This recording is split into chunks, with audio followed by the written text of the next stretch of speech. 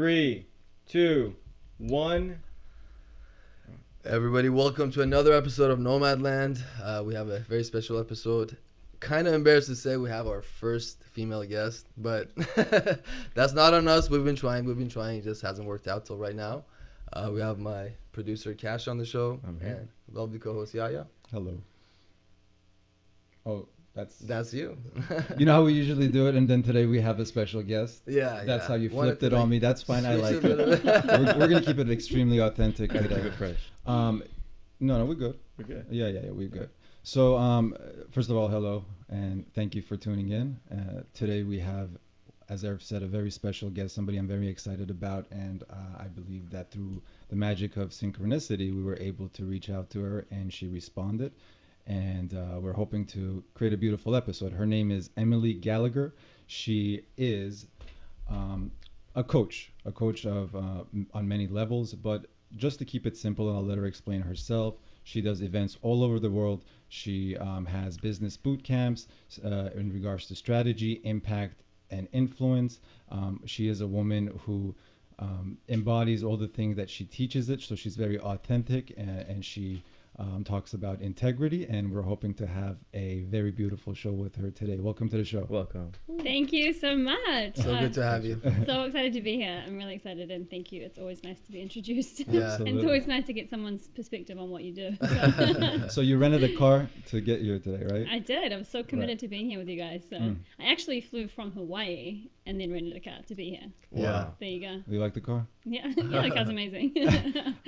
From that relaxed nature of Hawaii into the craziness of LA, and then into the rush hour traffic of Friday evening, Hey, when you got a vision, and you get a great invite, you Definitely. make it happen. Yeah. It's not an easy path to greatness, so. Right, exactly. Otherwise, Which is everyone not would be that there. one, Yeah, for sure. How's the drive? Is it more difficult than it is back home, or? Yeah, so I'm from New Zealand originally. Right. So I used to harp on about the traffic in New Zealand, which I will no longer do. Because when you come to LA, Appreciate it's it, yeah. like 10 times, So Yeah. it's a lot more of a serious scenario here. Which city in New Zealand? Auckland. Auckland, Yeah, okay. yeah. A good friend of ours, Saman, we actually had him on the show. He's from there? Oh, really? He lived there. He lived in Auckland for years. For Oh, I think cool. 4 or That's 5 years. Yeah. Yeah, good for you to remember that. Yeah, and we always talk about it. I mean, he talks about it. He loved it there. He talks about beautiful country. Yeah. He had a great time there. It was very Awesome. peaceful. And Have you guys been? I haven't. My mom actually visited a few months ago. Same thing. She was saying Okay. great things about it. Awesome. Haven't had the opportunity. Well, you're now invited. Yeah. So there you go. coming. You We're now have coming. another reason to come. Which is kind of funny because I travel a lot. I've been to, but I've never been to Australia or New Zealand or that part of the world. I really appreciate that, there's 2 different countries. Yeah. Some people don't, so Yeah. it's a good start. So one of the things I'm hoping we could accomplish with this show today is to discuss more practical examples rather than just theory, right? Because you know how it is when it comes to coaching and this realm. A lot of times there's a lot of judgment, or people just can't relate to it, and that's why they start judging. So our goal, hopefully, and let's set the intention of trying to have as many practical examples. So what exactly is it that you do? Okay, great. So what I do, so my business is called Conscious Boss. Okay. And if any time you guys can't understand me, just tell me that my accent is too strong. No, you're good at that. Okay, That's great. great. Love it. So my business is called Conscious Boss. I work primarily with women in the wellness industry and the conscious business space. So kind of my primary message is about being about something bigger than yourself. So helping people that want to create social change and impact through their businesses, and I really help them launch and grow their businesses. So from a strategic, action taking stance as opposed to theory. So the business doesn't necessarily have to relate to the social cause. No, it could be doesn't. anything, but then you threw that. Okay. Yeah, so I That's mean, perfect. primarily I work with women in like the wellness space. So like lots of coaches, aspiring coaches, nutritionists, because I've got a real passion for wellness. But it is now kind of morphing again into sort of more service-based businesses. And then my message is becoming a lot stronger in terms of the social change aspect. So do the Very people cool. that are not in the consciousness realm come to you as well, or you focus on the people that are basically more about a conscious living? I get a mixture. Okay. But what I tend to find, and I guess what happens, through working with me, Okay. is really digging into that message and finding out the why, because this is reason. The intention. Yeah, the intention So behind the business. one of the and this is something that I sometimes I find challenging is when people that are not happy doing what they do. Mm-hmm. What would you recommend to those people? Because is the message to say try to find the different why through what you're doing, or would you say let it go, find something else? Life's too short to do something you don't like. I mean, I definitely think life is too short to do something you don't I like. agree. Yeah. But that's you. Yeah, for sure. Mhm. Yeah, and everyone has a different standard, I think, as well, which is something you have to kind of accept, that not Right. everybody expects to live a certain kind of life. Right. Yeah. Because like we were just saying, to get to a certain point in your life, greatness, or call it what you will, Mm-hmm. it takes a different set of actions, and not everybody is willing to walk through that to get there. Yeah. At least in this lifetime. Yeah, totally. So it's depends on kind of how uncomfortable people are, but a lot of people, if they're at that point where it's really like uncomfortable, I Right. say they have to act. I think one of the things that keeps people stuck is, you know, there's this real kind of wave of like find your passion and do your passion and your purpose, and it's like amazing, because it is amazing, but it's also a very heavy amount of pressure to find the one thing, you know, like, oh, okay, I need to find this one thing I can be good at, and people Yeah. are waiting for this thing to kind of come and knock them on the shoulder, Mm-hmm. and so they sort of stay stuck in their day-to-day where they're not happy, waiting for that thing to come along, Mm-hmm. and for it to look really big. That's And I the think- thing. It's very interesting because not everyone is passion driven and know what they want to do. Totally. I mean, so I think those people usually suffer less Mm. in a job that's not necessarily their calling. Like for me, I always knew music is this thing, my thing, and Yeah. that's what I wanted to do. Mm. So when I was doing things that either it's not aligned or it made me basically stop my music, or I didn't basically feel the passion to write songs as I did other times, it really bothered me. And it's really hard to explain that to some people who don't necessarily have a passion. They don't really, when they wake up in the morning, they don't care. Like, all right, this thing, that thing, I make money, you know. So Yeah, totally. Yeah. And I think, you know, I always say it comes down to what do you want, because, you know, I'm committed to living, you know, the next level kind of life. That's just the way that I'm made and how I'm driven. But it always comes down to what do you want. Some people don't want that. So, you know, some people are really happy with having a really tight family. Some people are really happy with just having really great friends. So it's just asking yourself the question, like, what do you really want? Because that's an individual thing. And It is, and it's very important for you, because the moment we impose our values on somebody else is the moment that we're bringing a lot of countertransferences and things that are unhealthy. So just because we think it's right for us doesn't mean it's right for them. Yeah, it's really important. However, I believe that we're special. We have gifts, and everybody has a gift. I don't care who they are. They literally have something beautiful about them. And I think it's important to at least recommend to tap into that beauty and allow that to flourish. Because as long as you're doing that, you will find happiness within that. That's just out of the question, right? And eventually you'll figure out a way to make money out of that. Look, I 100% agree. That's the reason why I went into business coaching, because I was a life coach for a certain point in time, but I've always loved business. I have a business degree and got into that slowly. But I truly believe that everyone can make a business out of something they love. Like, I really think that, especially these days, it's, you know, with the internet and things. Yes. But again, I guess coming back to that, what do they want? Maybe their passion is being a really amazing mother, and that's not something they even want to bring into business. Right. But I think if you feel that desire and that flame to actually create a lifestyle out of what you love, then you can, for sure.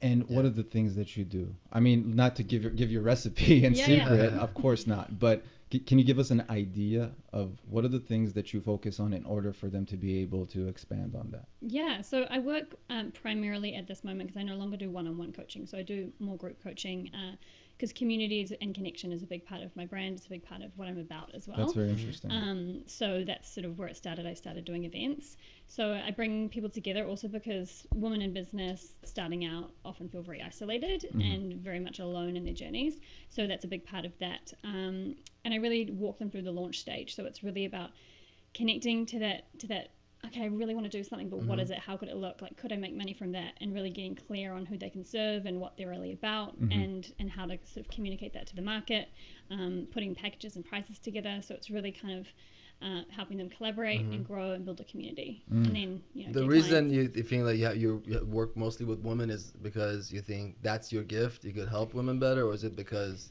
that's just your business plan? Or It's interesting. I don't know. I actually have considering I only work with women, I have this really strong, so one of my friends, you know, Preston Smiles just launched Man Cave, and I recently interviewed Lewis Howes on masculinity for his book. Did you? Yeah. How did you get him on board?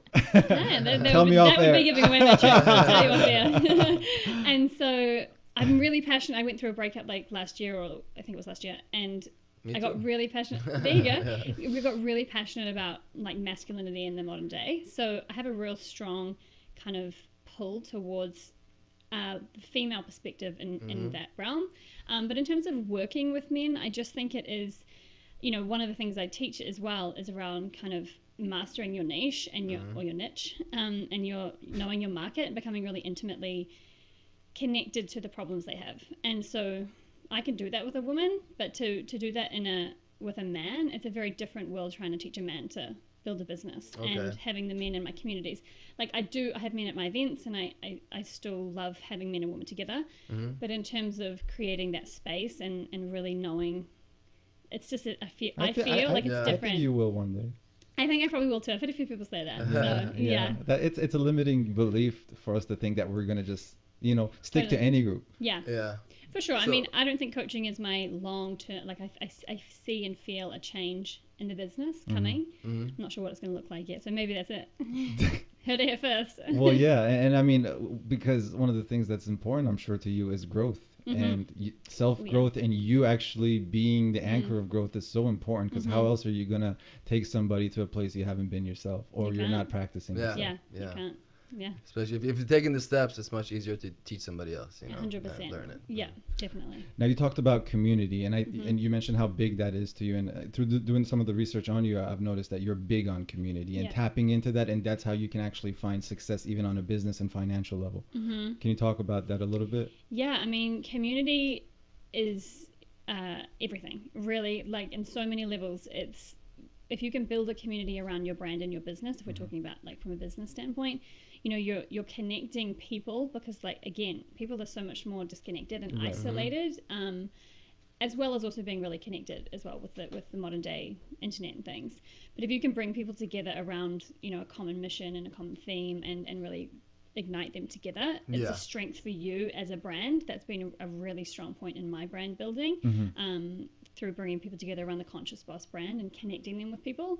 But also, one of the things that I think and talk about a lot, that is the most imperative thing for success in any area of our life, is our relationships. So that's essentially it's your community. It's about being interconnected.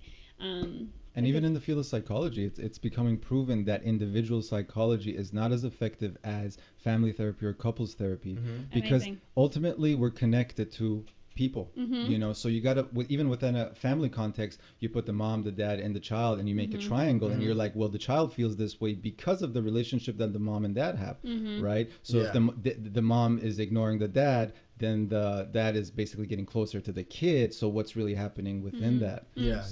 Yeah. Me and my good friend of mine were talking about this the other day, and I was saying that I think coaching and teaching and self-help, anything that's internal, is the most effective when it's in groups, but small groups.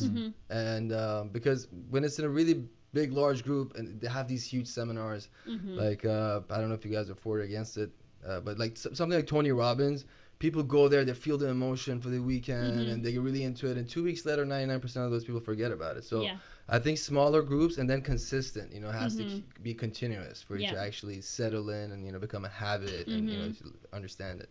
Totally. And I mean, when nothing, like, you find out who you are in relationship as well, right? And so when you can have people that call you up and call you out as well, where you're kind of holding yourself back, like you just did to me, right? Oh, limiting belief, with that story. You picked that up. Yeah. So that's so important. And that's why I have such a strong standard for that in my life, and something that I anyone who follows me knows I talk about it so much, because it's just, I feel like if you were to change one thing, if you change who your community was and who you spent your time with, everything else would change just by default, because it's like when you play tennis against someone who can't play, you don't play a good game. But if you play Federer, you're going to be a lot better. A lot better. Sure. Yeah. And not to mention how the level of energy that just the people carry, right? And we have to be conscious of that energy, right? So that's very important as well. Yeah. Yeah, for sure. I mean, you had that thing on your website about the 5 people that around you. I think that's so important. Yeah.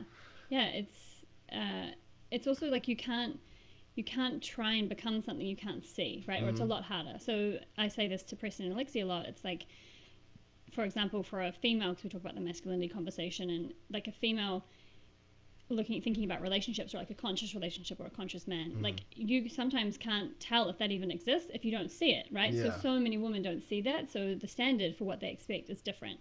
It's the same in any area of life. Like if you don't see success happening in health or in business or something that looks like something you can relate to, it's a lot harder for you to muster up the belief that you can have that. Yeah. So I it's immediately super thought, who are my top 5 people Yeah. that I hang out with the most? Am I hanging out with the right people? You know, for the most part, I am. for the most part. Maybe I can Not replace looking at one. anyone. I can replace one. No, he's definitely. Yeah. But yeah, I mean, that is extremely important, and it's important to make sure that we're constantly filtering that too, you know, because I don't think it's ever stagnant. It's either going upwards or downwards, you know. So who's bringing you up and who's bringing you down? Is that why you haven't been responding to my calls? Yeah. Call you. Oh. But a quick question on that, and maybe this is more on a personal level. Did you find it difficult to go from one-on-one to group? No, it kind of happened quite organically. And for me as well, it was really following what lit me up. So one-on-one was definitely where I sort of started the business. Group happened when I thought I was going to move to LA, and I tried to kind of gather a group of women before I left, and bring it online. Yeah. And then now I just don't feel drawn to it. So it's a hard no for me now, until it opens out again and I have a different space I want to coach on, I think. But right now I love the group, and I'm also figuring out what the next stage of business looks like for me, and being on phone calls. How long have you been doing this part of it, and what were you doing before that? So my business has really started to grow this year. Last year was probably my first real year in my business. This is kind of like year 2, I guess. But I did network marketing immediately before this, and I also worked at Lululemon, Athletica, so fitness brand. So both of those. Marketing side? Or? No, so actually in the store, but also doing events and relationships. So I was the community manager. So I was in charge of putting events together for the community in like health and wellness and connection, and building relationships with the wellness community. So that was really where I found what I loved within the coaching space. I was like, oh my God, I love connecting with like these amazing like wellness entrepreneurs who are building these businesses in the health space, and that just really excited me. And so that was a real shaper for me to find kind of my space. It's the most beautiful thing when that happens, isn't it? Yeah. You're just like, it's always happening. The money doesn't matter anymore. You know, time doesn't matter. Where you have to go after that doesn't matter, because it's just you're so present. Yeah. It's an amazing level of growth in 1 or 2 years. It's crazy. It's exciting. Yeah, it's really Congratulations. exciting. Thank you. Yeah, it's awesome. I love it. But I guess a lot of that has to do with also knowing who you are in the first place, right? Tell me about how much of that is in your coaching when you try to find the person and who they are and how they're going to be able to build on that. Because if you don't know who you are, then how are you supposed to build a business? Yeah, I mean, that's a really great question. And I think you find out a lot of who you are through building a business as well. You know, it's kind of like the chicken and the egg. I mean, you have to have, and I think this kind of comes back, circling back to like this passion and this purpose, that kind of pressure that we can have. You know, I had no idea I would be doing this when I started my business. You know, like I always kind of knew I loved wellness. I have a business degree. I know I loved business, but I had no idea it would look this way. So I think that's something that keeps people stuck. It's like, I have to know everything before I start. And it's like, you figure all of that out along the way. Yeah. So. And those failures along the way is actually what's going to help you learn. Yeah. Like I did network marketing, and then that didn't lead me. I didn't grow a network marketing business. I mean, I did a little bit, but that's where I started public speaking. That's where I started coaching people in their businesses. That's where I started working in wellness. Then I worked at Lululemon, you know, so it's like all along that way I was figuring out and finding my place here. And even when I started Conscious Boss, which was in the end of 2014, I had no idea I would be a business coach to conscious business. Tell me a little bit about the failures that they endured along the way. Yeah, I mean, I think we just covered a couple of them. So, like, I mean, network marketing, like I thought that was something I was climbing the ladder in Australia in finance. So I have a business degree with economics and international business. So like my dream when I was younger was being a CEO of a multinational corporation. That was like my dream. It's laughable. With a license plate that says bad bitch. Seriously, like, honestly. So I was kind of like pursuing that, and then so my father passed away when I was 24. And so I went home and kind of just spent the summer surfing and spending time with family, and I went back to Australia, and then just realized I was like, I don't want to be. Was that and I'm sorry for your loss, was that unexpected, or? He had cancer for about 4 years. Yeah, so it was expected. I So you know suppose it's you could coming. say. Yeah, we knew it was coming. And you were able to deal with that along the way, or Yeah, I mean, it was. I remember having one of these kind of thoughts because I moved away to Hong Kong when I was 21 for a semester of my degree. okay. Best thing ever. If anyone Wow, is sounds fun. listening who has the opportunity to do that in uni, like, do it. I've visited, but yeah, staying Oh. there is a different story, I'm sure. you know, Totally, getting- and yeah. like getting that semester of international study, like when you're at uni, is such a. What an amazing place. It's just, yeah, it's crazy. And I think that's one of the things that really opened my eyes, like to just kind of the smallness of the world and how much exciting opportunity there is out there. This is going to happen with circling around. What was the question? Oh, failures. Yeah. So, Well, I was with talking my mainly dad, about coping with my dad. Yes. Yeah. So I remember having one of these kind of thoughts where I was like, okay, so I could stay at home, and essentially I'm staying because I'm waiting for him, something to happen, right? But my soul kind of still called me to like go and do my own thing and travel, and I wasn't ready Without to be. feeling any type of guilt or anything. No, I don't really remember feeling guilt. Right. Obviously now in hindsight, I'm like, I wish I had more time, but you'll always wish you had more time. Yeah. So, And when you know that's what you had to do, you can't really Yeah. regret it. You can't, yeah. Of course, so, and I think, my dad passing away really, I have times where I think, you get into that place of fear and am I doing the right thing and should I be traveling and all those things. And I just realized, you've got to just live your life and do what it is you love because you're just not guaranteed to. Wow, and you just translated into finding the positivity through something as dark as Yeah. what I mean. People believe that it's the dark thing. Sure. Yeah. But you still found a way to be able to transmute that into something else. Yeah. And I mean, obviously. The force it's was still- naturally strong with Right. you. Yeah, I think so a little bit. And obviously there was a time, I stayed at home for 3 months and was, Of course. and I think I kind of shut off a lot of it as well. The natural So, grieving process. Of course, yeah. And it's something that you kind of have with you always. But Well, I'm sure he's very proud of you right now. I think so, yeah. You know so. Yeah. My mum tells me a lot. It's very sweet. Own it. Yeah. So you think just that move to Hong Kong caused a huge shift Yeah. in your life, personality, and then I think it was just kind of this experience of knowing, like, you just know that you're going to be okay. Like, you can pick up and live in another country and everything's going to be, like, you're going to be cool. You're going to meet people. It's going to be fine. I think it kind of just takes the big scariness because I'm from New Zealand. So sure. the world is quite far away from us. So I think it just made it accessible, and also somewhere like Hong Kong for someone who wanted to be a CEO of a So multinational different, yeah. in the finance scene. Like, it was like hub, It's just like, oh my God, there's so much happening. And Yeah. it was just really stimulating. So I think it just kind of, it really just cracked me open. Yeah. So I'm sure, again, Australia, and then once through work you started traveling more and more. That happened because the more you get out of that comfort zone, Yeah. staying in the same place, you always grow. And yeah. Totally. Yeah. I'm obsessed with growth and That's travel- what I think. The travel. two biggest things, I mean, you mentioned both of them right now, but breakups and moving. I think they're so effective in boosting that creativity, Yes. feeling that energy again, that vivaciousness. They So, are. yeah. Yeah. If you can channel them, and I think that also comes down, like, you have that choice, right? Like, everything still hurts, like, obviously death or grief or breakups. But if you can, channeling that stuff is powerful. You find this amazing sense of being appreciative of, what you have and what you're not taking advantage of. about Yeah. Absolutely, yourself, because the mentalities are either you have a victim-based mentality or you have a strength-based perspective. And which one are you going to tap into? Some people say things happen for a reason. I don't know about that. But what I do know is when something does happen, it gives you the opportunity to either make a good decision or a Yeah. bad decision. Yeah. What are you going to Exactly. do? So And I think also even just on that, like, good and bad, it's like, that's something I see people getting hung up on in their life, like right or wrong, good or bad. And it's like, you don't know which it was until you look back, right? So like something happening that was like a breakup, like, okay, that was the worst thing ever, and you look back and you realize it's the best thing. So it's that perspective of, like, so many of my wrong, I could call them wrong, decisions have created where I am now, So I think people can get stuck trying to make the right decision. Anyway, in the business sphere anyway. that for women. perfectionist idea and the fear of loss. Yeah, Yeah, I it can don't keep people stuck. regret anything because I wouldn't be specifically exactly who I am today if Yeah. I didn't make, especially the big ones. The big mistakes are what really Yeah. change you and teach you things. So very important. Yeah, Yeah, and I mean, also like think about your decisions. Like I'm not saying just like do Just anything do and it's it. going to be Go good. with the flow. Yeah, like be discerning for sure, but maybe like. And this is why I can't guarantee you anything. Yeah. Grab that Right. crack pipe and it will teach you about Right. life. Hey. Yeah.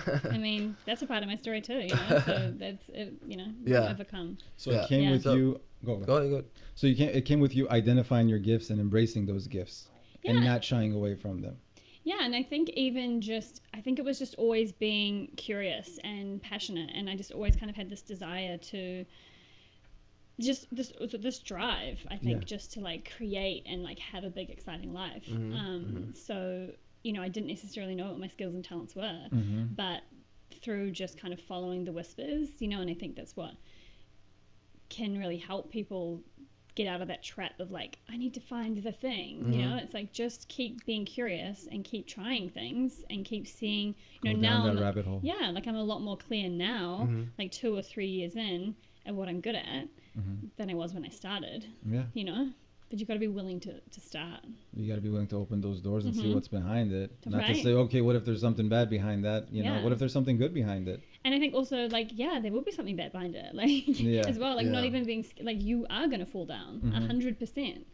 Okay, great. And now let's keep moving. Yeah. Like, Sounds Yeah, like a pickup exactly. line. And you go, I Write think that's that the down. biggest thing with Write like. that down, David. I think that mind state's so Great important. hair, by the way. He has a beach hair flow. He usually has that. LA style. He's using his Persian white privilege right now. He can pull that away. He's a Be light jealous, skinned be brother. jealous. But that mindset of just positivity and negativity, it's so important because I've dealt with super negative people, and even if something, you said the glass is half full, even if the glass is 95% full, Yeah. their mind immediately goes to that one Yeah. crazy possibility of what if that happens, you know, and it's also serves to people who are positive in a great Yeah. way because Yeah. you always, I mean, even if it's a good thing behind the door, great. If not, you learn from it, move on. You know. And you're absolutely right. People are like that. All they need is that 1% of doubt for them to make their decision or find it to believe that the world is an ugly place. Yeah. Now, that usually comes from a place of trauma, I would imagine, right? How much do you tap into the psychology of pain as you're coaching? Because, you know, people in the psychology world aren't big fans of coaches. You know, Yeah. they tend to downplay you guys, and they say that it's just pop. It's really on the service work, and it doesn't get you to... So funny. My sorry, I have to say this. I was we just went to Vegas with a buddy of mine and his girlfriend, and his girlfriend's studying. She's gonna be a therapist soon. She's just Okay. at the very end of it. He's planning to be a coach. Okay. So they were just arguing the opposite, you know, ideas and back and forth in the car. It was And the really answer funny. lies somewhere in between. But what about you? Like, what do you say to that? Or do you tap into that? Or you try to do that? And are you allowed to do that as a coach? Yeah, so I mean, coaching is actually like a largely unregulated field. So there's a lot of, which is why there's such an uprising of so many coaches, because anyone can kind of call themselves a coach. And a lot of bad ones, to be Of fair. course, 100%, yeah, and a lot of bad therapists, right? Yes, You know? absolutely. Yeah. But Wish they could do worse. right, so I mean, I used to want to be a psychiatrist. I went to uni, and then like I sat in a stats lecture, and I was like, "This isn't going to work for me." But What was your reason? a statistics lecture. I realized you had to become a doctor, and I was like, I don't think this is going to happen for me. All right, next. Yeah. But yeah, so there's, again, coaching is such a wide sphere, and there's a huge difference between therapy and coaching. I mean, coaching is very action orientated and very like goal focused. So Solution focused. yeah, so you wouldn't go to a coach necessarily to Find out about your childhood. yeah, I mean, like, you obviously there's coaches for that lead you through deeper work. That's not my space, so I'm very like strategic in terms of like working with business people. So I like You I get, see it a mile away. Right, I can do Let's it. not talk about your father right now. yeah, that's not.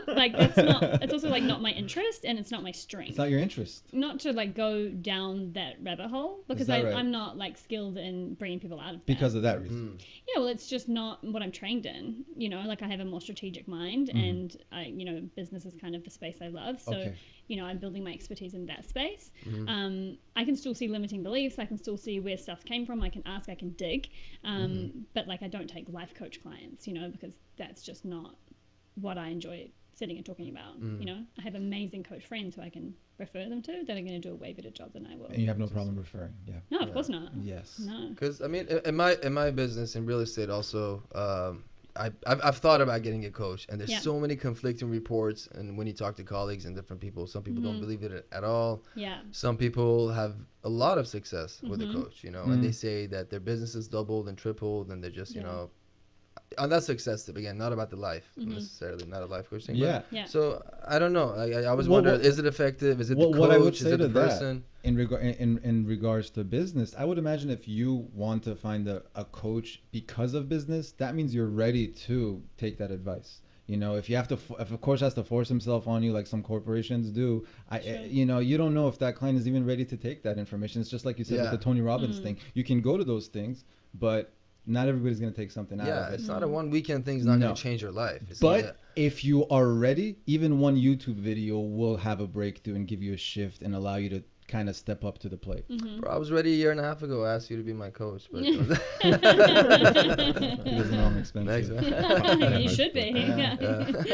Yeah, and I mean, again, I think it comes around to like that community and those relationships too. Like if you have someone who has been there who can create that space for you and hold you to that vision, then you are gonna, and not everyone necessarily needs a coach. But it's like, you don't see a champion boxer without a coach. You don't Yeah, see a sports team without a absolutely. coach. So it's like elite performance requires elite That's a good one. guidance, Yeah. right? And would you, And just again, what do you want? Like if Yeah. you want average, you can be average. would you agree that's really important for you to be in tune with your coach, and your coach should know you, your personality, and the things that drive you? And, Yeah, definitely. Yeah. And I mean, because that's the thing. There's so many different kinds of coaches and there's so many different kinds of people, obviously.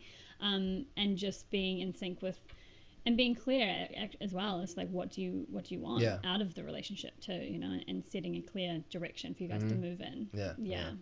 Because going with the wrong coach, if you get two wrong coaches, you're probably going to not believe in it and not, be like, okay, coaches don't work. For sure, yeah. And I think it's also coming, and thinking, because I know I've taken courses and maybe even worked with coaches, like you have to think like a coaching call, for example, is like 1 hour out of however many hours you have. Like it's not a magic pill. Like you have to be committed and willing to take the actions. And I know when I haven't got results 99% of the time is because I haven't done the work. Yeah. So. And we live in an age now that everybody wants these instant results, cash. And what we're where I believe that's probably the biggest poison you can feed your business, having that mentality or that vision. Cash doesn't believe that, by the way. I'm just kidding. I'm not. And then It's my dad's. because you have this mentality that I want to get all these hits and I want to get all these views and all that, so you're going already into it with the wrong intention, so you're going to have to act differently, which means it's not something who you are, which is not sustainable.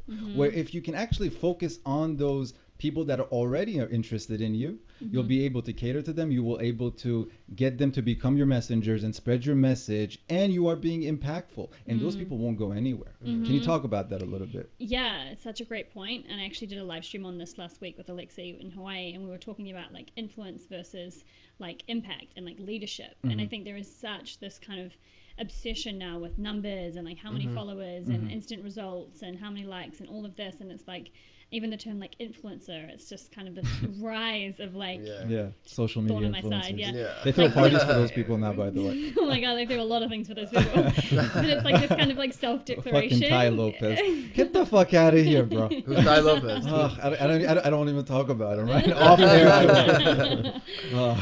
His YouTube ads don't leave me alone. Off air Seriously. combo. You know what I'm talking about. Yeah, no, we're actually talking about him the other day as well. But it's like this kind of self-proclamation, like of like I'm an influencer, and it's like what does that even mean? And like what are you focusing on? Like, are you focusing on being an influencer and the numbers, or are you actually thinking about creating impact? So it's like what kind of influence? Yeah, what kind of influence, and who decides who you're influencing? Like, I think I'll decide if you're influencing me. Like, I don't need you to tell me you're an influencer. Yeah.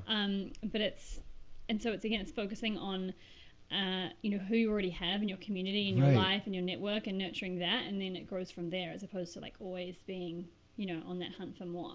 And it's like the same thing with the family-based thing, right? I mean, the people that love you, we tend to sometimes forget about that and focus on all these other people. Yeah. 20 years later, we start realizing that we didn't even need these people in the first place. And the same thing, I think, translates into business. For sure. Yeah, Brene Brown talks about this, I think, around just how obsessed we get with kind of trying to please all these people out there that we don't even know. Yeah, and like we don't even care about all these amazing people that love us anyway.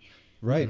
But one of the things I've learned is that through obviously a lot of difficult moments and challenges is that, dude, I I don't fucking need that in my life. Yeah. It's poison, Mm-hmm. right? So the moment you recognize it, you're like, hey, get away. I don't need it. But it's funny how it works, because once you do that, everybody kind of starts gravitating towards you and loving you and liking you, because you don't give a shit what they think about you. Yeah. That's a great really point. strong And that's the effect. power of authenticity, right? Yeah. Even if you're not good, if you're honest about it, people will like you for that. Yeah. Yeah. Right. Yeah, it's like, and again, I sort of spoke on this on a live stream earlier this week, just about like vulnerability and like authenticity, and just around how we can be so scared of being vulnerable, you know, and showing our like true colors, essentially, which is often that kind of front when we try to please other people. Right. When you actually just own that, like how attractive it is to see that in other people, but yet we're so scared to show it of Absolutely. ourselves, even though Yeah. it makes us so much more endearing.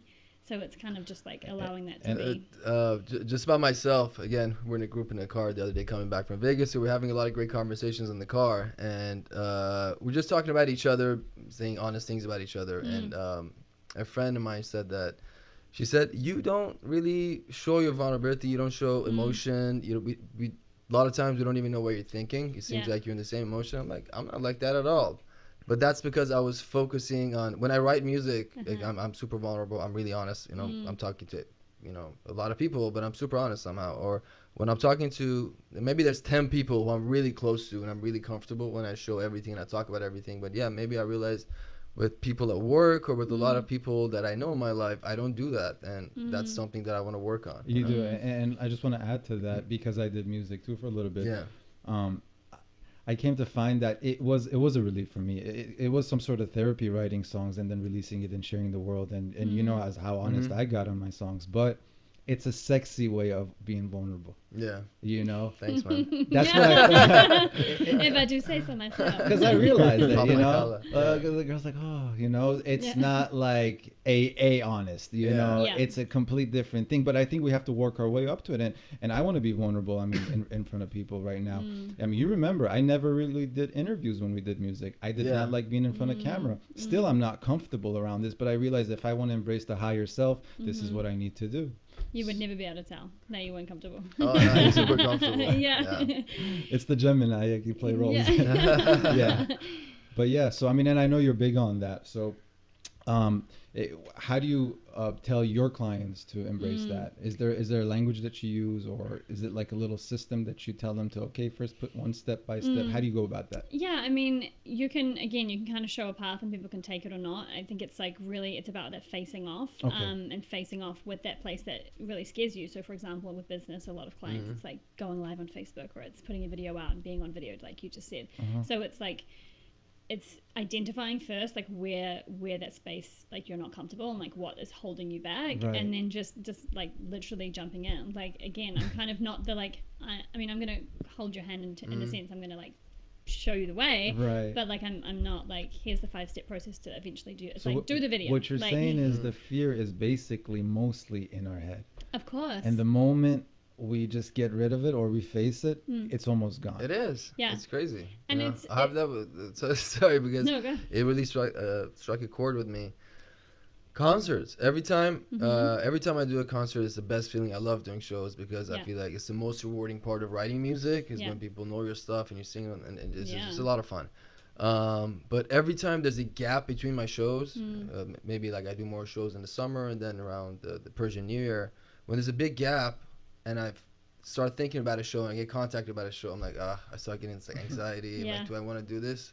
Am I even good at this? And I start like having like crazy thoughts, and then so you have to battle. Then what are you talking about? And then In the field of psychology, they call that good anxiety. It's the necessary anxiety. I remember a professor used to say that the first time she wanted to do a lecture, she was so nervous, and this other professor runs into her in the elevator, and she's like, "What's wrong?" She's like, "I have to go to a thing." She's like, "I hope that for the rest of your career, you're still gonna have that feeling inside of you, and I hope you don't lose that." Yeah. And she says every time she's walking down the hall, that's what she thinks of. Like 30 seconds, 1 minute before the show, you get this crazy Yeah. anxiety, especially. But that's because you want everything to be so perfect. That's because you course. care and You you're so care. passionate about it, Yeah, it's So, that yeah. signal that you're, and it's. I'm reading this book at the moment, which is called The Way of the Superior Man. Have you guys read that? Mm-mm. No. You need It to sounds read sexist though, and I don't like that. No, it's not.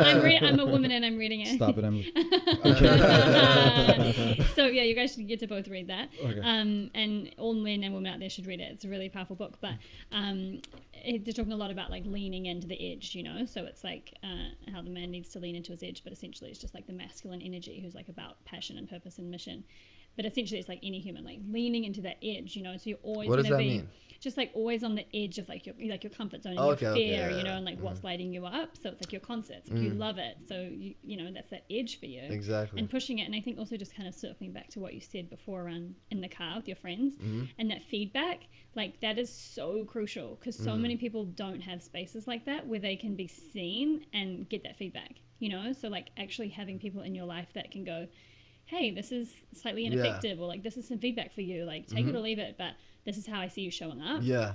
So powerful. So important. And I have to force it on them. I'm like, we're doing this right now. Yeah. And because actually she said, my big issue is that I can't I feel bad telling how I really feel about something when someone asks me a question. I'm like, that's so important. If you want to be a good friend, if you want to be a good partner in life, it's so critical. And I was talking about you for like 20 minutes because I was saying, I appreciate having this guy in my life so much because he really does that. Yeah. He's like, you know, if I want critique, he'll tell me the real because that's what helps you grow. That's what helps you become, like, you know, as close to perfect as possible. Totally. And I think also I appreciate that.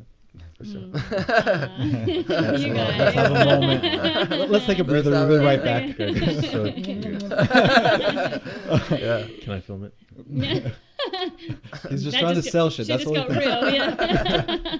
But it's also as well, you have to be a space for that too. So a lot of people aren't a space for that feedback, for that real, you know. So if you ask for it, you have to also be ready to. Because a lot of people aren't. You can't take What? criticism. It's so Yeah. important. I couldn't 10 years ago. I wasn't as sure. comfortable taking criticism as now. And it's you know? hard for everybody, you know. It's just difficult. What do you want? Yeah. What do you want? Yeah. What do you want? I don't have a segue right now, and that bothers me. You go. You see, this is why I have to keep going. Because if I there's a stop, gap? then this happens. Keep going. Yeah. As long as- It's all good. We're flowing. Emily. No, but I mean, yeah, it's just I think as well, like your relationships, feedback, your community environments, like, and also being willing, because you touched on something there as well, which is like essentially people pleasing. Like she doesn't know how to give feedback if it's not something that's nice, right? And that's a really big thing in like all of our lives, but a lot of people's lives, same with like running businesses and stuff, just this like obsession with pleasing people and doing things for people and like not putting ourselves first and not being honest, which stems from lack of self-love, I would imagine. Yeah, I think it's just like, and you know, even like I was joking when I was in Hawaii, because I'm hiring at the moment, so I'm like transitioning from one assistant and hiring a couple of other people in the business, and just Play up. That's right. Not as glamorous as it sounds, like seriously, but it's like I said, I kind of got like two settings. Like I'm either like gonna let you get away with murder, or I'm gonna like cut you off. Like if you look at me wrong, you know. So it's just like, because that people pleaser in me can just kind of okay, that's cool, don't worry about it, you know. And it's like, man, just kind of catching that, and yeah, like you say, tuning into where that comes from, and kind of owning yourself. And then being able to share it and collaborate with others. Now you're big on collaboration. Yes. Yeah, talk about that a little bit. Yeah, I mean, it depends. Look I at guess. Cash when you're saying it though. Okay.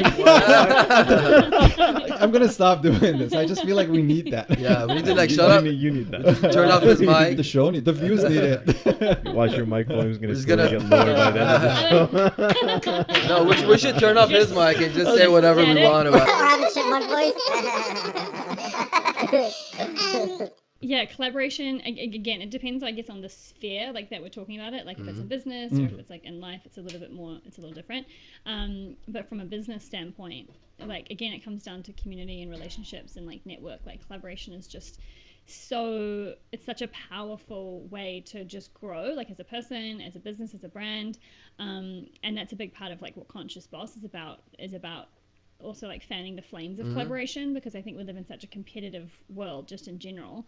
So it's about really creating an energy of collaboration. So it's kind of like, again, that community and that connection, just allowing people to realize that, like, okay, that person does something. How do you create that energy? Basically, so much of it is first being really discerning about who I'm surrounded by, because if I'm surrounded by people who are stuck in like fear-based thinking around, oh, you do something similar to me, so we can't collaborate, that feeds my mindset of like, oh, okay, maybe there isn't enough, maybe I. So first and foremost, I have to protect my space. So one, identify the cancer. Yeah, for sure. Like environment again, like be super discerning as to like what you're being fed with, because that feeds my mindset around that energy becomes you.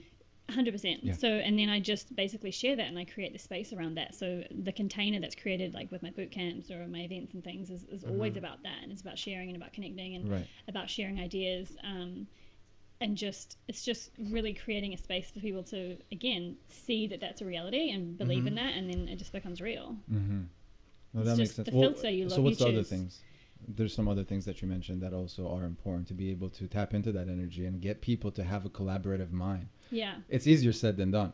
For sure. And it's I mean, if we're thinking about it in a business standpoint, there is also like, you do have to be discerning. Like you can't and you definitely shouldn't collaborate with everyone. I think it comes down to like being aware of your values. Okay. So like I wouldn't collaborate with McDonald's, right? Because I'm like pretty much a vegetarian and also about conscious business. So that's like not aligned. So how much of your gut feeling do you go with when it comes to that? Now, like strong.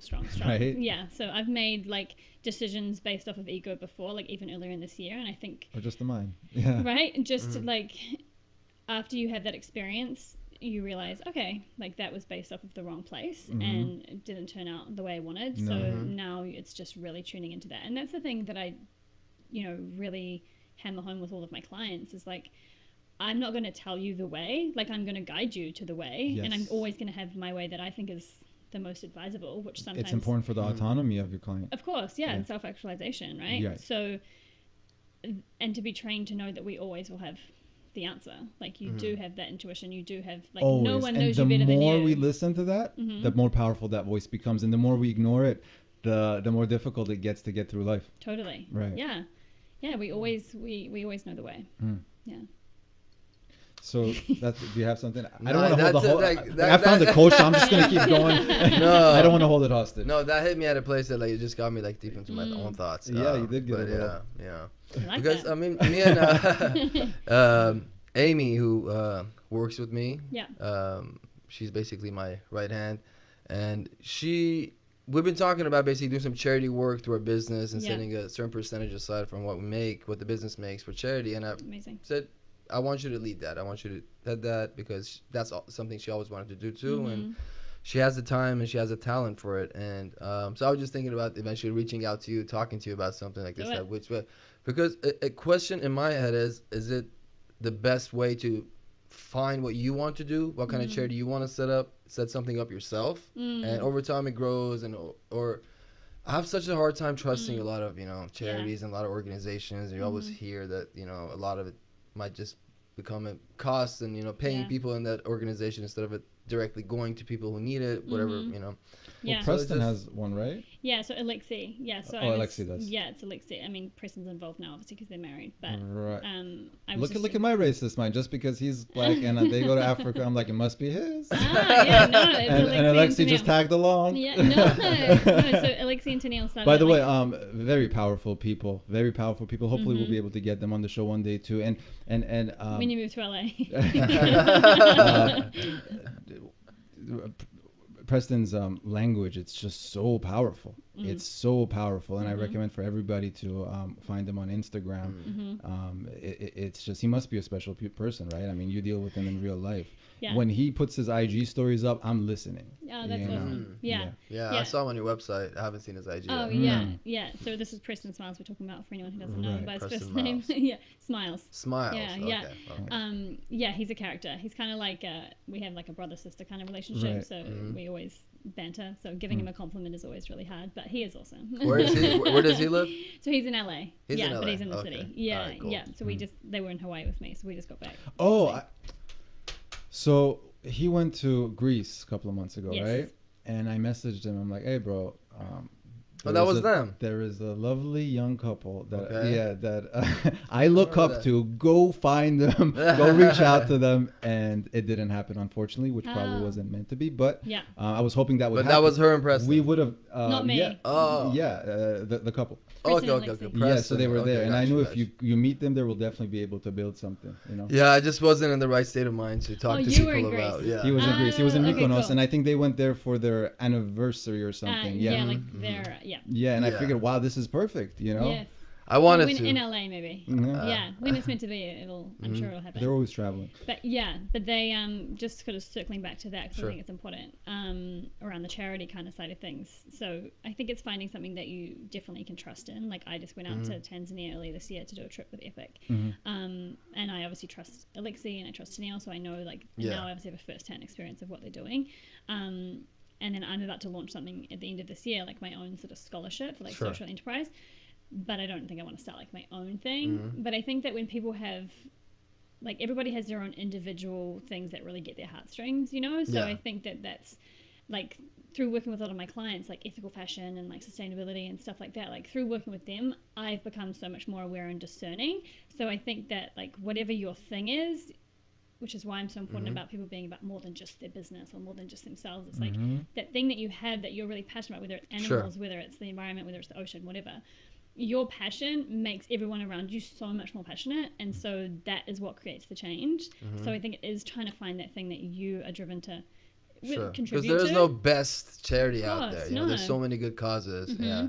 And for me, I think because the business makes money off of real estate. Yeah. I wanted to do something that has to do with housing and helping Yeah. people with housing, Yeah, whether it's beautiful. in homeless here or Yeah. people outside of the country. I mean, they don't Yeah. have to be in America. So I always thought, Yeah, that's that'd be a awesome. good thing. Totally. And music too, and give them musical instruments. No, I'm kidding. Yeah, no, but also amazing. You know, like No, it is. and that's but so yeah. individual to you, and that's gonna raise so much more awareness of in the people Just that you like the spend thing we're time doing with. with this podcast, pretty much, right? I mean, we have something to say, you have something to say, and we get together and say what we have to say, and hoping that it will Yeah. create a shift in the universe. You know? Absolutely. So, Yeah. so that's a lovely thing. How was Africa? It was amazing. Yeah. Yeah, it was amazing. Where did you go? Tanzania. Tanzania, you said, yeah. So we went to Uganda and trekked with the gorillas just before, and then we went for like 2 weeks in Tanzania for their charity. Yeah. How was the food and travel? Oh, the food was amazing. amazing, So we right? stayed. They have like a family there that her name's Bibi. It's like means grandma. Cooks us beautiful food. So Yeah, it was yeah. amazing. Yeah. Travel not so amazing. It was very far But away. you weren't and there for fun, right? Lots of Yeah. vans. Yeah. What and it made was you wanna so go fun. It was so like I left New Zealand at the beginning of this year, and it was just kind of felt like something that really lined up. Like it was the trip that Preston and Lexi were taking, and I had done an event with them earlier in the year and given some of the profits to Epic, and then I sort of said, hey, instead of doing that, like I could come out and do a trip, and it just kind of lined up. So I just said yes. So yeah, but what was your intention that you set to go there? What were you hoping to see or accomplish or feel? I think just sort of really get regrounded and just connect to something that, you know, like I didn't actually go with that many expectations or that many sort of intentions. It was just really to go and It was this thing be of a the part of moment. it. Yeah, it was relatively spirit of the moment and just have an experience. And did it elevate your spirit to where you were hoping, or Yeah, it did? It was beautiful, and it was just really humbling and really. I mean, yeah, it was very transformative. You know, we did a walk in one of the villages with the water on our head, and there was this day, and they were all Wow. singing, and Was it it was just difficult to see the powerful. poverty? Yeah, definitely. Do you still carry that?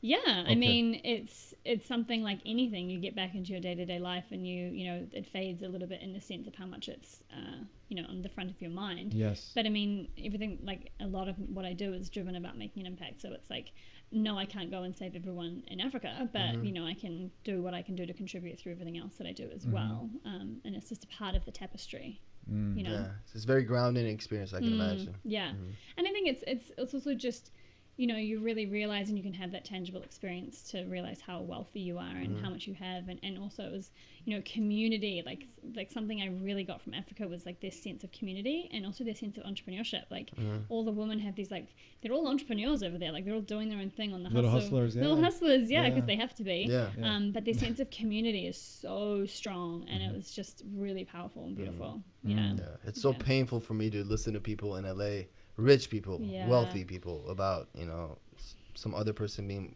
wealthier or them not being able to Yeah. afford certain things. It's a sick thing. I Yeah. hate it. It's true. Yeah. Yeah. Well, it's good though, and I bet the biggest thing you must have taken out of it, just speaking for you, is Yeah. probably. Very presumptuous. Let me tell you how you felt. Yeah.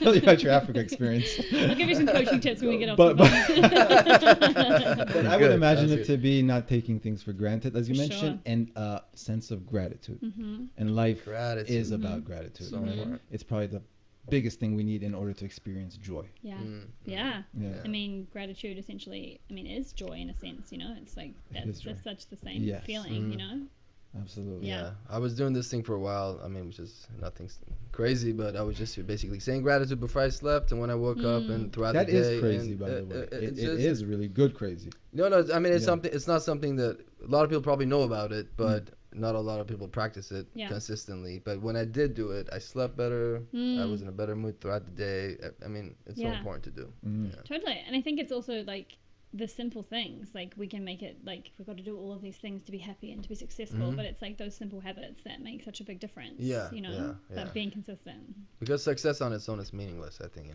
you Yeah. just like financial success. Oh, yeah. And and what does success mean, right? It's such a subjective term. Yeah, I Yeah. hate success quotes. Yeah. People put like these memes with success. I can't stand them. So popular right now. Yeah, though. yeah, I know. Yeah.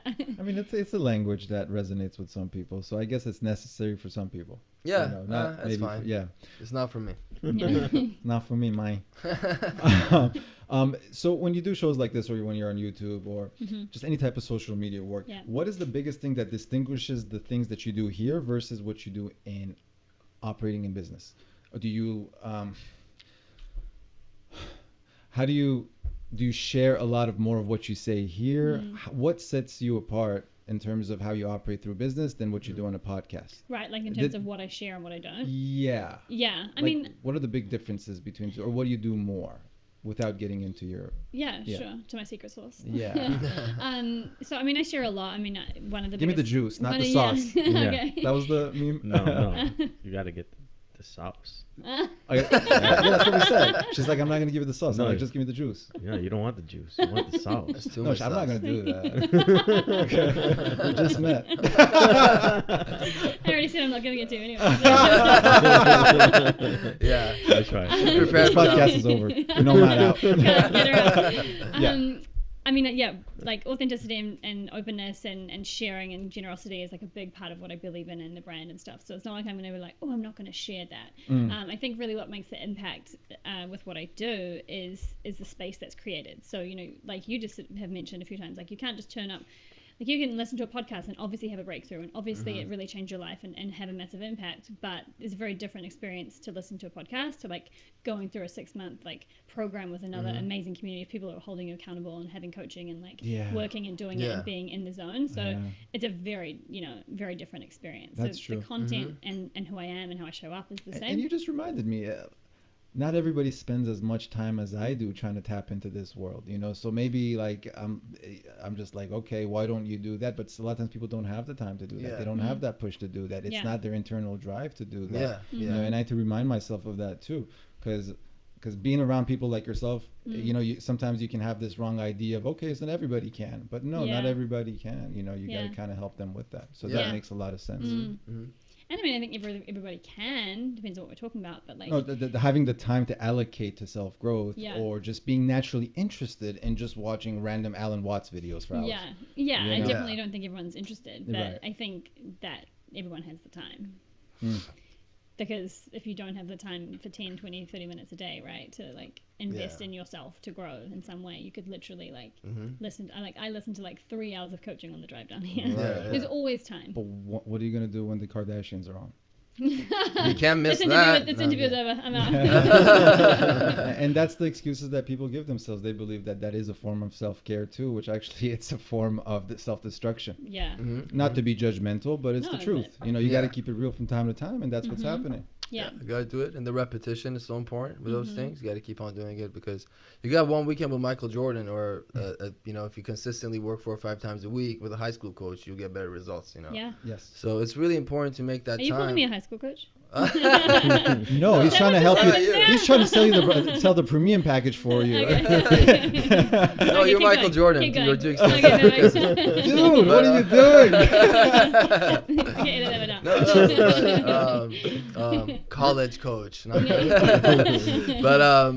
Yeah, so I think that's so important, and people don't. A lot of times when it comes with eating healthy food, it's too expensive. But what's worth more money than your health, right? Or when it comes down to same again with if you're trying to better yourself, if you're trying to become better at business, whatever it is, you can't not practice it consistently and expect to, jump and, have a overnight change in your life. Totally. This is one of my favorite things as well, is like just talking about that, like the long-term mindset, like, and we spoke about it a little bit at the beginning, but it's like, and this is a big one in like collaborations as well, like tying it in, like having a long-term mindset with everything that you do, like being in the game for the long haul, Right. So it's like quick fix. That's like, why I can care less about these views that I'm getting right now, because I know I'm in this for life. Yeah. So when you think that way, like, why do I care if I'm gonna get a certain amount of views out of this video, right? Yeah. It's the I mean, longevity you promised that me counts. a certain number of views. Or your money back. Yeah.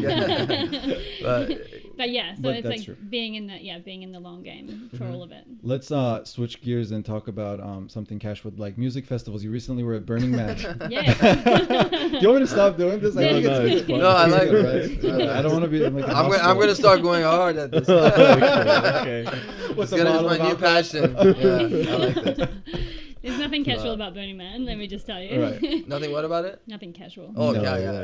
about Burning Man. Yeah, so that was my first time. First time. First time. Do they have a word for that? Have you virgin burners? Virgin Yeah. burners. Yeah. Yeah, you have to. I probably shouldn't say. You have to do like an initiation thing when you get there. And, Yeah, you don't want to talk about that. Yeah, The no. first rule of Burning Man. right? Yeah. Have you been? No. Have you been? I've been wanting to go. Oh, you guys but have to We go. haven't that's had just the an calling excuse. yet. Oh. Yeah, I can't make the excuse of I haven't had the time, but you Yeah. know, I just I haven't done it yet. Yeah. But, so life-changing experience as Yeah, it's again, it's one of the, I didn't have like too many expectations, like everyone that I was sort of going with, and like Preston was like, it's gonna change your life, and like, so I tried not to have too much like expectation on it. We're big on that too, so we're on the same wavelength. Yeah, with that. yeah. So, but it was. I mean, I think you kind of almost have to have one to like know how to go back and have your second one.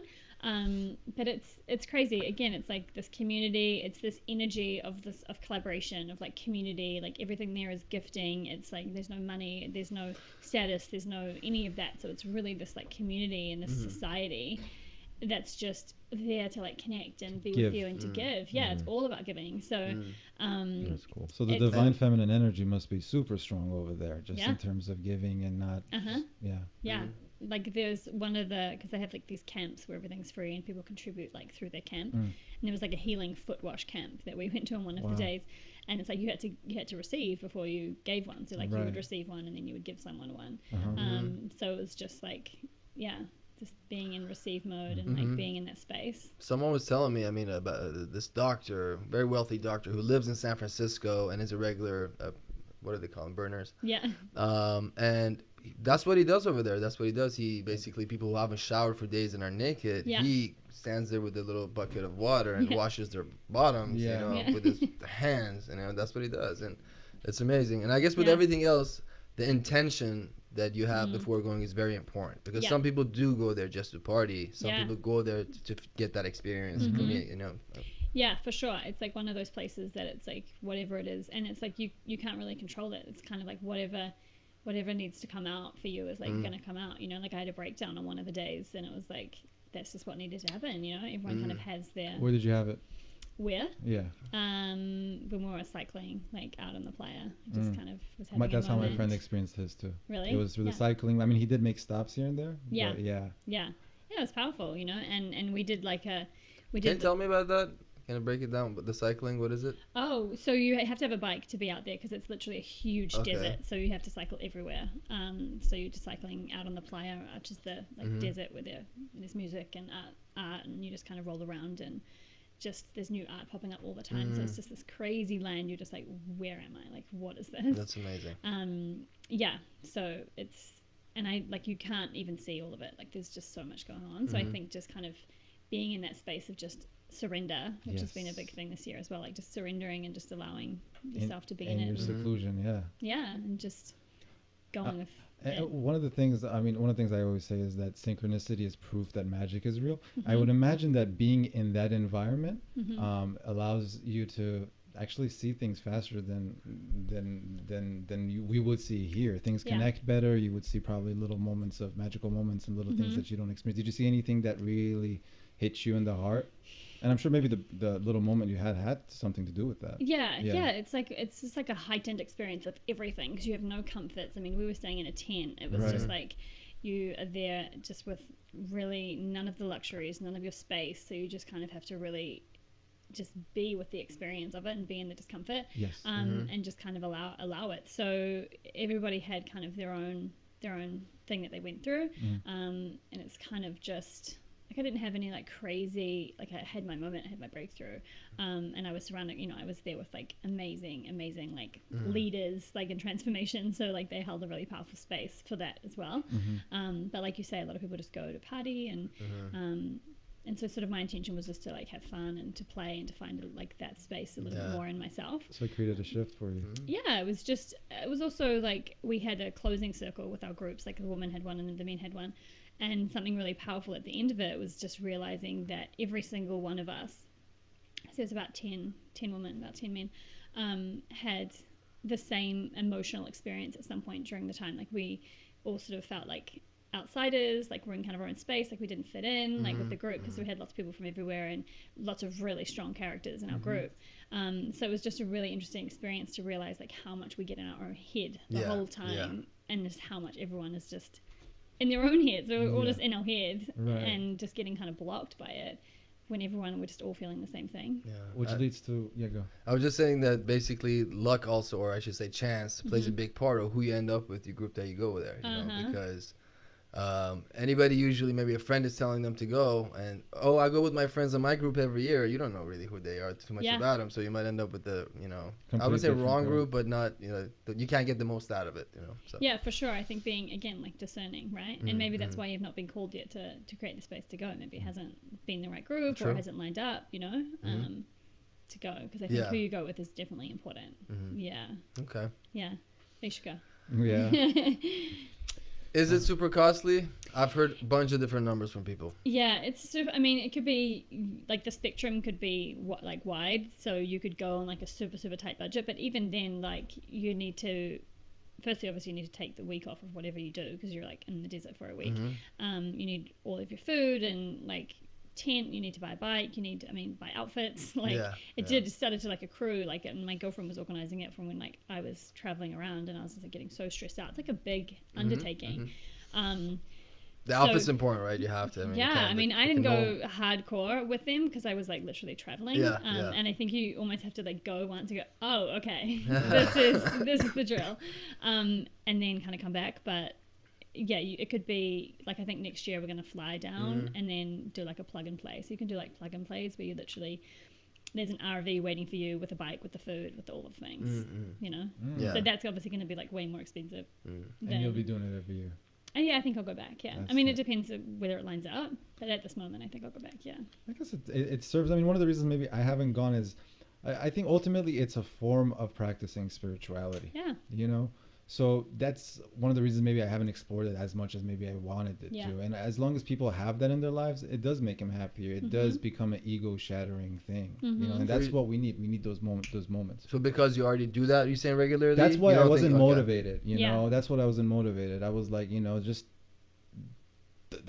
the spiritual world that I go to here and there, like they do so much for me that I was like, okay, maybe I'm good on that, or maybe I should allocate that money into something else. Okay, and that's how I was thinking.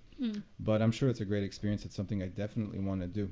Yeah, and it's also like around kind of challenging your status quo and like challenging your environment and like being uncomfortable and like that's important. Yeah, it's super important. And just allowing, and also like just like it's very awe-inspiring. Like you're just like, what is this? Like, where am I and what the hell? There's so much art everywhere and amazing music, and it's a fun experience. Yeah, everybody's in different uniforms, so you don't know who's who, basically. Totally. It doesn't matter. It's literally like Mad Max or like some other planet. You're just like, what? And you could go like, and like you say, like just be on drugs and party and do all of that, or like you can be in healing workshops the whole time and like doing Sure. this and that at temple, and you know, so there's And I think it's so important to We have shall go. both because of the Yeah. contrast, right? totally. It just allows for the other stuff to become so much more brighter when you Mhm. actually have the other stuff right next to it. There isn't, hey, you can't do this, you can only do that, you can. Yeah. Everything Mhm. becomes limiting. Yeah. So that openness is what allows for everything to just to become more of what it is. Yeah, there's lots of different energies floating around. Yes. Around the place. Yeah, That's that's tight. interesting. Yeah, Good stuff. it's tight. We will do it. So, we're pretty. We're over an hour, right? Yeah, about an hour, 10 minutes. And minutes. Okay. Wow, you were so effective that you're probably gonna have an easy time editing. And thank you so much, Cash, for doing such a wonderful job on editing. He's all right. Yeah. Seriously, he Are did. you, we'll are make you it available for hire? I'm here all the time. Call me. Amazing. But yeah, I mean, special shout out to Cash for that. Thank you for that. Yes. Emily, is there anything that you want to talk about that you think that we may have left out? Things that you want to share with people? I mean, I think we pretty much covered most of the things. I think it's like really just asking yourself what you want and being willing to, you know, to play the long game and keep getting up and know that if you keep getting up, you're going to eventually get there. Yeah. Sure. And just be open and be vulnerable and share and know that nothing is as scary as it feels like it is. Mhm. I love that. That's beautiful. Yeah. I definitely personally look forward to reaching out to you about a few different things Yes. and possibly working together. Perfect. I love that. Amazing. Yeah. Yeah. Well, it's the night is young, right? Yeah. Yeah. Great session. Thank you so much for being here, Awesome. sharing with us. Thanks for having me. No, definitely. Yeah, Thanks thank for you so coming. much for listening or watching on YouTube. And let's get a little bit more active on YouTube. I say it as if we have like 50 episodes already. But the reason I say that is because we are probably a lot of like-minded individuals that are getting together. So let's share more of what we think. Let's find ways to improve the show and talk to each other. You know, the world is not a lonely place, and let's treat it tribe-like and Unless we cash. help each other grow. You can't just have us do it. You guys got to do it too. Community. Community is important.